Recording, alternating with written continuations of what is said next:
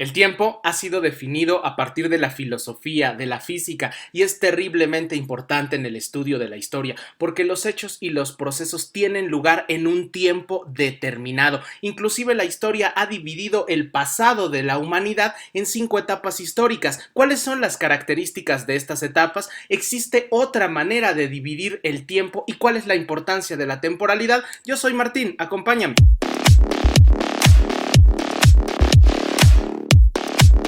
Hablemos un poco del tiempo. Es un elemento bastante complicado que ha tratado de ser definido por la filosofía.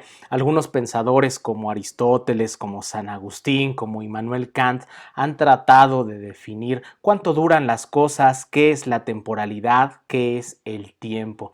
Nosotros no podemos verlo, podemos ver los estragos del tiempo, cuánto he envejecido, dicen algunas personas.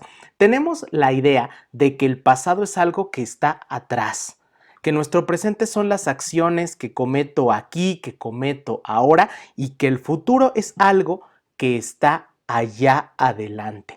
Como es un concepto tan complejo, la física también le ha entrado al quite, ¿cómo no? Tenemos por ahí la teoría de Stephen Hawking. Él nos dice que el universo está en una constante expansión. Imaginemos que está creciendo, que se está expandiendo. En ese sentido es por el cual nosotros percibimos que el tiempo va hacia adelante, que el futuro está allá adelante, pero también su teoría dice que en algún momento el universo se va a contraer y en ese punto pues el tiempo va a avanzar hacia atrás. ¿Te acuerdas de aquellas películas en las que el vaso que se cayó pues de repente empieza a reconstruirse, el líquido vuelve a él, los cristales vuelven a él y sube a la mano? ¿No? Ese efecto como de cámara hacia atrás, pues también nos dice que va a formar parte de la realidad en algún momento. Nos suena a ficción, pero es también la teoría de la física. El tiempo, sin duda, es un elemento que es también fundamental en el estudio de la historia. ¿Por qué? Pues porque los hechos y los procesos están inscritos en un tiempo determinado. Los historiadores mismos, acá mucho ojo y lo vuelvo a repetir, los historiadores han definido todo el pasado de la humanidad en 5 etapas. La primera etapa se llama prehistoria. Se le llama así porque todavía no hay historia, es un tiempo previo, es un tiempo anterior a la historia y no hay historia porque no existe la escritura. La característica más importante de la prehistoria que estamos observando acá, su fecha de inicio y su fecha de final, es que ya está presente el Homo habilis. Un ser que va a ser parte de la familia de los homínidos, que va a ser cazador, recolector, que ya va a empezar a formar grupos, va a empezar a formar clanes. La siguiente edad es la edad antigua. Esta va a dar inicio más o menos en el año 3500 antes de Cristo o antes de nuestra era.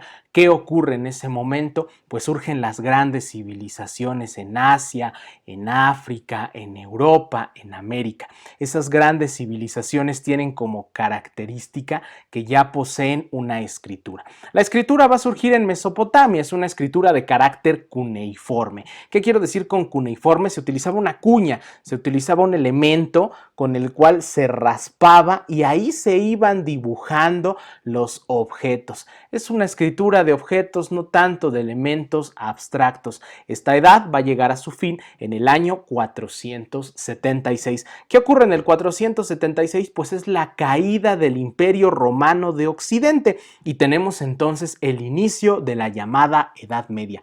1000 años va a durar más o menos esta edad en donde por supuesto voy a tener una sociedad organizada, una política organizada a partir del llamado feudalismo. Esta época en la que va a tener un control la iglesia en el conocimiento, pues va a llegar a su fin con la caída del otro imperio, del Imperio Romano de Oriente, Imperio Bizantino o bien la caída de Constantinopla. Mucha atención en esta edad. Como han sido tajantes con las edades históricas, hay otros historiadores que proponen que el final de la Edad Media es en 1492, por supuesto, con el descubrimiento de América.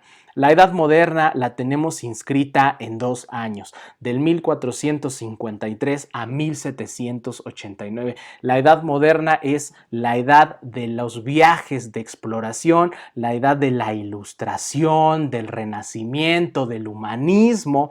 Es la edad también que va a llegar a su fin con el inicio de la Revolución Francesa. ¿Qué va a plantear la Revolución Francesa? Pues el final del antiguo régimen, el surgimiento de ideas como la del ciudadano, como los derechos naturales y más tarde como los derechos humanos. Y la última gran edad o gran etapa histórica, pues la tenemos ahí, de 1789 hasta nuestros días. ¿Cuáles son las características de esta edad? Es sin duda la caída del antiguo régimen, surgen, como te decía, la idea de los ciudadanos. Es también muy importante porque es la época de las grandes guerras. ¿Qué guerras? Primera Guerra Mundial, Segunda Guerra Mundial, la Guerra Fría también.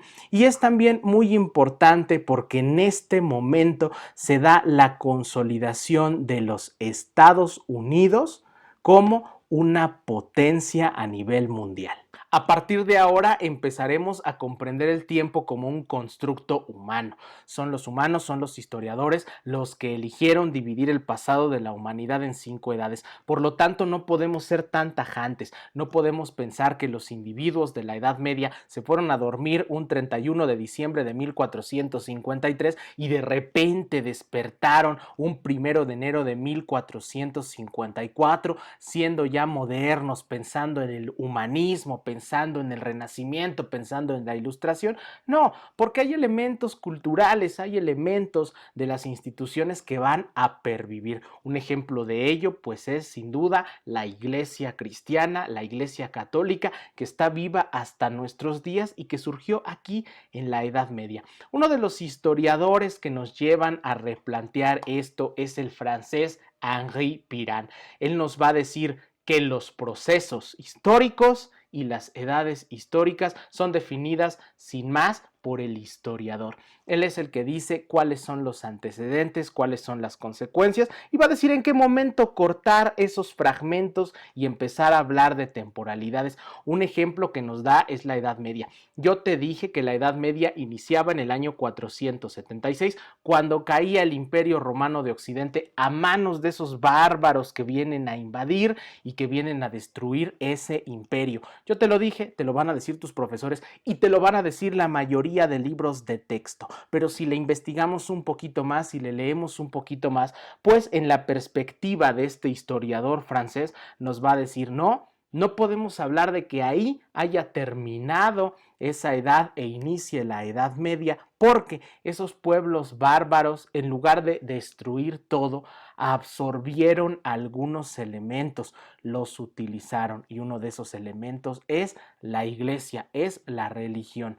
Y cuando él nos dice que ya terminó la Edad Media, pues es hasta el siglo VII, cuando ya llegan otros sujetos con otras características e imponiendo otra religión, como son los árabes. Si observamos, pues las edades históricas, estas 5, la prehistoria, la edad antigua, la edad media, la edad moderna y la edad contemporánea, resultan un tanto arbitrarias, es decir, no ponen énfasis en todo el desarrollo del mundo, solo se centran en Europa. En ese sentido, pues tenemos una visión eurocéntrica que, como te decía en algún video, va a implicar y va a ser fundamental al momento en el cual Europa genere ideas de superioridad frente a otros continentes, frente a otros individuos. Como el tiempo es una construcción de los seres humanos, va a haber otras perspectivas. La escuela marxista de la historia va a proponer otra periodización muy diferente a esas 5 edades históricas. Ella se va a centrar en los modos de producción y nos va a decir que pues ya pasamos por estas 3 edades y que solo falta el socialismo. Te vuelvo a recalcar, estamos ante perspectivas y estamos ante modos de entender entender el tiempo. Como reflexión, pues no podemos ser tajantes al momento de hablar de las etapas históricas porque hay elementos que perviven, elementos culturales, elementos institucionales que están en nuestro día a día. Como segunda reflexión muy importante, es el historiador quien va a elegir cuándo inicia un proceso y cuándo finaliza, y en ese momento pues tenemos múltiples periodizaciones, múltiples temporalidades y estas van a cambiar. Por ejemplo, todos sabemos que la Revolución Mexicana inició en 1910, pero va a haber historiadores que se remonten a años anteriores, que digan que hay causas que son muy importantes y entonces enmarquen la Revolución Mexicana